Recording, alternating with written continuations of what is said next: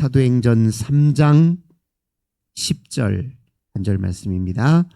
사도행전 3장 10절 한 절의 말씀입니다.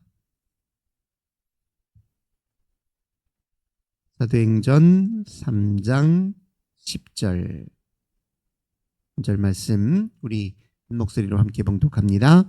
그가 본래 성전 미문에 앉아 구걸하던 사람인 줄 알고 그에게 일어난 일로 인하여 심히 놀랍게 여기며 놀라니라. 아멘. 오늘도 우리 주님과 함께 이 복된 날 시작하시는 우리 모든 성도님들, 하나님께서 하늘의 크신 은혜와 평화 가득 부어주시길 주님의 이름으로 간절히 기원합니다. 오늘 본문의 말씀을 통해서 놀라운 일을 행하시는 성령, 이런 제목으로 함께 은혜 나누도록 하겠습니다. 사도행전은 우리 예수님에게 역사하셔서 예수님의 모든 사역을 도우시고 이끄셨던 성령께서 이제 제자들에게 임하시고 그 제자들을 통해 예수님의 사역이 그대로 반복되고 재현되고 있음을 보여주는 선교의 역사 기록물입니다. 우리 예수님이 제자들에게 약속하신 성령이 임하셨을 때 그 성령을 통해 제자들로 하여금 교회를 이루게 하셨죠. 그 교회를 통해서 하나님 나라 복음이 계속 전파되었고 하나님 나라 진리가 세상에 선포되고 또 하나님 나라를 위한 아름다운 삶의 여정이 시작되었습니다. 하나님 나라에 걸맞는 삶으로 끊임없는 변화가 나타났고 성숙이 일어났고 또 하나님 나라 삶을 방해하는 모든 장애들이 극복됐고 우리를 얽어매는 모든 사슬들이 끊어졌던 그런 역사가 사도행전에 잘 기록되어 있습니다. 예수님이 행하셨던 사역을 크게 세 가지로 분류했잖아요. 첫 번째는 하나님 나라 복음을 예수님 선포하셨습니다. 그리고 그 나라의 진리의 말씀을 가르치셨습니다. 그리고 그 나라에 걸맞는 삶을 위해서 우리의 모든 여러 죄의 질병들을 치유하셨죠. 치유 사역입니다.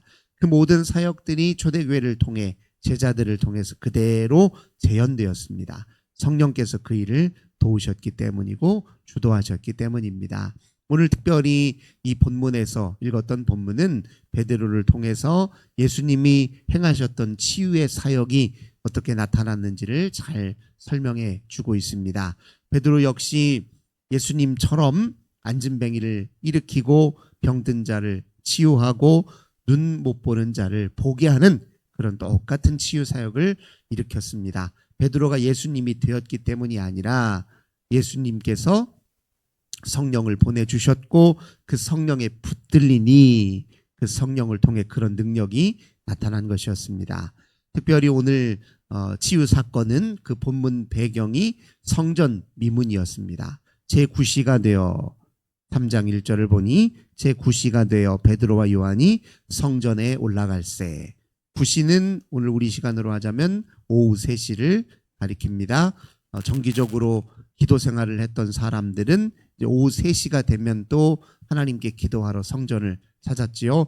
베드로와 요한도 기도하러 성전에 올라가는데 그때 2절 나면서부터 못 걷게 된 이가 사람들을 통해서 메어와서 성전에 들어가는 사람들에게 구걸하기 위해서 날마다 미문이라는 성전문에 두더라, 이렇게 표현하고 있습니다. 오늘 이제 치유의 대상이 되었던 이 사람은 나면서부터 못 걷던 사람입니다. 이 말인즉슨 이는 걸어본 적이 없다는 뜻이에요. 한 번도. 그렇기 때문에 걷고 싶다는 열망이 없어요. 애초부터. 저 사람처럼 걸어보고 싶다 한 번쯤 생각은 할 수 있겠죠. 하지만 걸어본 적이 없어서 반드시 걸어야 살 수 있다, 이런 생각을 못 가졌던, 말 그대로 영적으로 무기력한 사람의 전형을 보여주고 있었습니다. 아무런 열망도 없고 바람도 없고 그저 다른 사람에게 기대어 또는 다른 사람에게 이용만 당하는 그런 사람으로 이제 묘사되고 있는 것이죠. 그래서 사람들이 그를 이용해서 이제 구걸하는 데 써요. 그를 통해 들어온 수입의 일부로 이제 나면서부터 못 걷는 일을 먹였겠죠. 입혔겠죠. 나머지 돈들은 다 자기가 갈취하고 착취했을 것입니다. 남에게 의지할 뿐만 아니라 남에게 이용당하고 어떤 꿈도 소망도 없이 그저 절망과 무기력에 사로잡혔던 사람의 전형을 이렇게 표현하고 있습니다. 성경에서 또 예수님의 치유 사역에서 그 치유는 그저 몸의 치유만이 아니잖아요. 생물학적 치유만 말하는 것이 아니라 그 치유는 전인적인 치유입니다. 그의 심령과 영혼과 그의 삶 전체를 치유하셔서 하나님 나라 삶에 참여하도록 이끄시는 것이 성령의 치유 사역이고 예수님이 보여주셨던 치유 사역입니다. 근데 베드로도 오늘 그저 못 걷는 그의 장애 상태를 치유하는 정도를 넘어서서 한 인간이 하나님 앞에 온전한 삶을 살도록 그를 이끌었던 그런 전인 치유를 이제 보여주고 있습니다. 그러니까 나면서부터 못 걷는 이는 그저 이제 몸의 장애뿐만 아니라 심령의 장애도 같이 안고 있어요. 무기력과 절망이라고 하는 그렇게 청전문에 구걸하고 있었던 그를 베드로와 요한이 주목하여 봅니다. 3절 그가 베드로와 요한이 성전에 들어가려 함을 보고 구걸하거늘 베드로가 요한과 더불어 주목하여 이르되 이 베드로와 요한이 기도하러 가던 중에 성전에서 구걸하던 이 사람을 보았어요. 근데 볼 때 그저 흘겨본 게 아닙니다. 스치듯 그렇게 본 게 아니에요. 주목하여 봤다 이렇게 표현합니다. 이 말인즉슨 예수님의 눈으로 하나님의 눈으로 그를 봤다는 뜻이에요. 모든 생명을 구원하며 하나님 백성으로 삼으시려는 하나님의 마음, 구원의 하나님의 의지, 또 성령의 역사에 완전히 사로잡혀서 구걸하는 일을 봤을 때 그런 하나님의 시각으로 봤다 그런 뜻이에요. 그러니 그냥 그의 아픈 심정, 그의 절망한 상태, 그의 모든 영적 질병에 대해서 안타까운 심령으로 봤다는 뜻입니다. 그래서 요 베드로와 요한이 그로 하여금 우리를 보라 이렇게 말합니다. 우리를 보라. 이게 무슨 뜻이겠어요? 당신 인생에서 빠져나와서 우리가 지시하고 우리가 증언하고 우리가 가르쳐 보여주는 예수 그리스도를 통해서 새로운 삶의 눈을 뜨십시오. 당신 이렇게 살도록 세상에 보내진 사람 아닙니다. 하나님 당신 이렇게 살도록 내버려 두실 분이 아닙니다. 하나님 이렇게 사는 당신 하나님 방치하는 분이 아닙니다. 그러니 우리를 보시오. 우리를 통해 하나님을 보시고 우리를 통해서 하나님 나라의 새로운 삶을 기대하고 소망하십시오.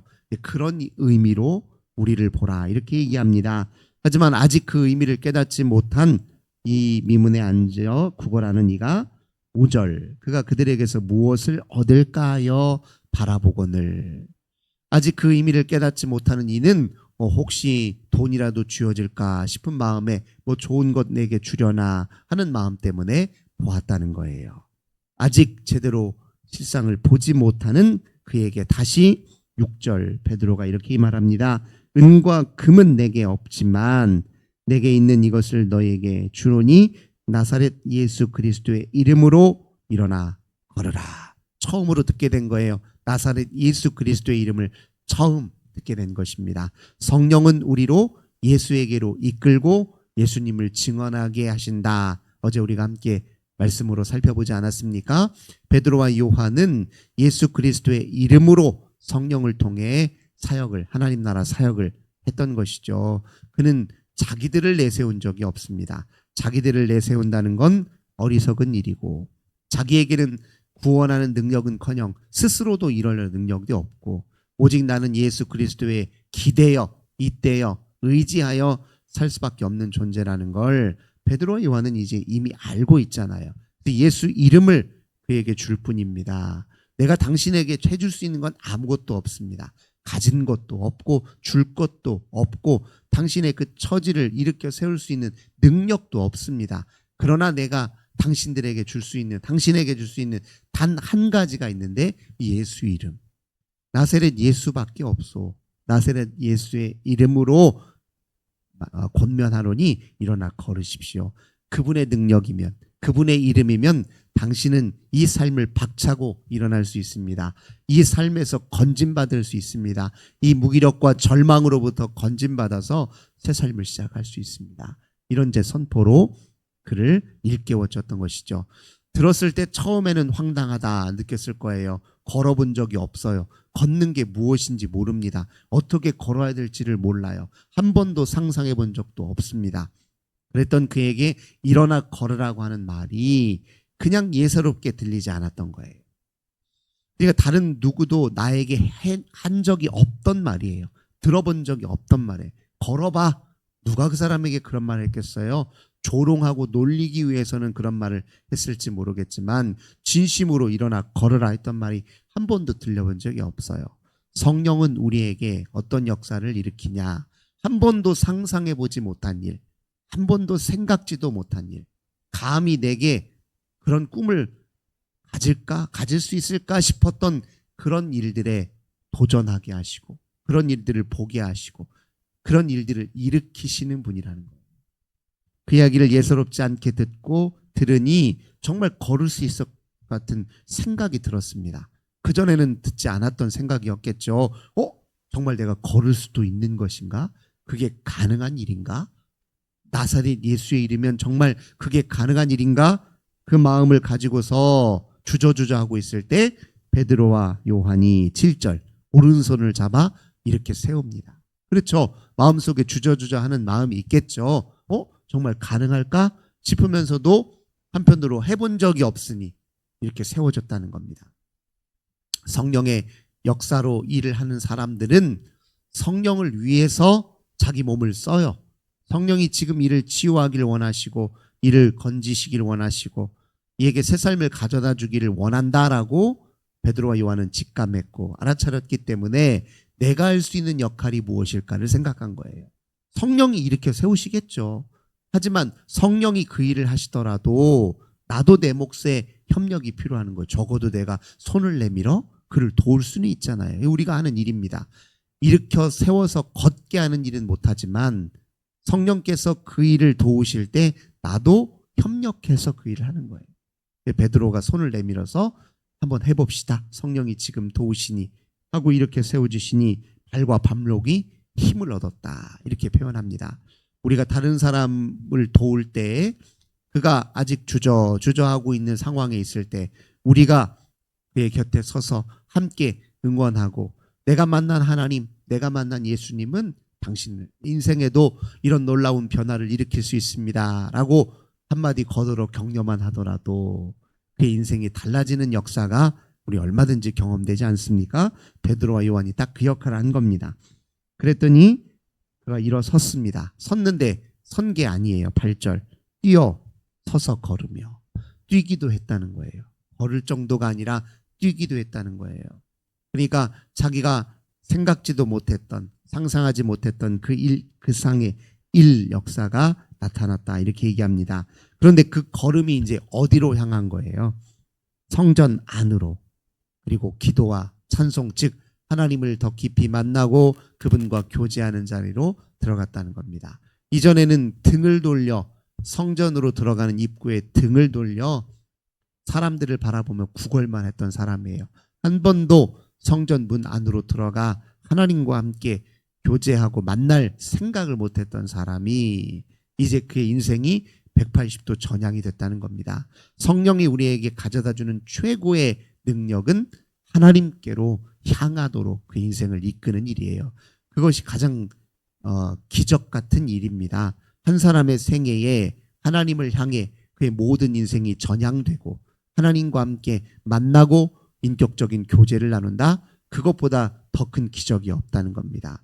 우리가 바라는 기적은 그저 세상에서 특별히 더 내가 했던 노력보다 훨씬 갑작스런 드라마틱하게 이 세상에 좋은 것들이 내 손에 들어오는 그런 기적을 생각할지 모르겠지만 성경에서 말하는 기적 중의 기적은 하나님 없이 살던 인생이 하나님께로 전향되는 것, 그게 가장 큰 기적이고 성령께서 우리에게 일으키는 가장 중요한 기적이 바로 그것임을 오늘 본문은 이야기합니다. 이 모든 역사를 보고 사람들이 어떻게 얘기해요? 10절 우리가 읽었던 것 보니 모든 백성이 그가 걷는 것, 하나님 찬송하는 걸 보더니 저 사람 민문에 앉아 구걸하던 사람 아니야? 그런데 어떻게 저에게 저렇게 놀라운 일이 일어났을까 하며 놀라며 심히 놀랍게 여기며 놀라니라 이렇게 표현합니다.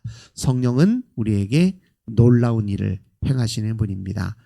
놀라운 일이라는 것은 하나님의 역사가 우리 인생 가운데 실제로 임하시고 역사하신다라는 사실을 눈을 뜨며 나타나는 현상이에요. 놀라움이죠.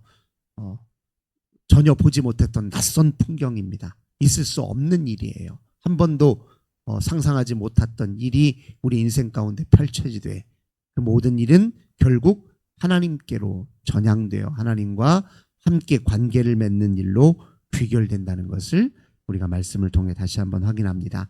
그 놀라운 성령의 역사가 오늘 우리를 통해서 그대로 또 재현됩니다. 그 역사를 위해 우리가 부름받았고 우리가 교회를 이루고 있고 하나님 나라 사역을 위해 함께 봉사하고 있습니다. 우리들의 작은 몸짓, 손 한 번 내미는 그 일, 예수 이름 한 번 전하는 그 일, 예수 이름 한 번 부르는 그 일이 성령의 이 놀라운 사역의 중요한 매개요 통로가 된다는 것을 다시 한번 기억하셔서 오늘도 예수 이름으로 세상을 살아가는 저 우리 모든 성도님들 되시길 주님의 이름으로 간절히 기원합니다. 좋으신 주님 감사드립니다. 베드로와 요한은 성령의 역사를 따라서 안진뱅이 절망과 무기력에 사로잡혀 있는 인생이 그 인생의 허무한 자리를 박차고 일어나 하나님께로 전향되는 놀라운 성령의 사역을 부어받고 그 일을 위해 예수 이름을 증거하였음을 우리가 오늘 살펴보았습니다. 주님, 오늘 우리가 이웃에게 내 주변 사람들에게 내민 손이 그들에게 건네는 격려 한마디가 그들에게 증언하는 예수 이름 하나가 오늘 놀라운 일을 행하시는 성령의 사역을 돕는 일임을 다시 한번 마음에 새깁니다. 오늘도 성령의 사역에 힘쓰고 성령의 사역에 순응하는 우리들 되도록 인도해 주옵소서. 주 예수님의 이름으로 간절히 기도드립니다. 아멘. 오늘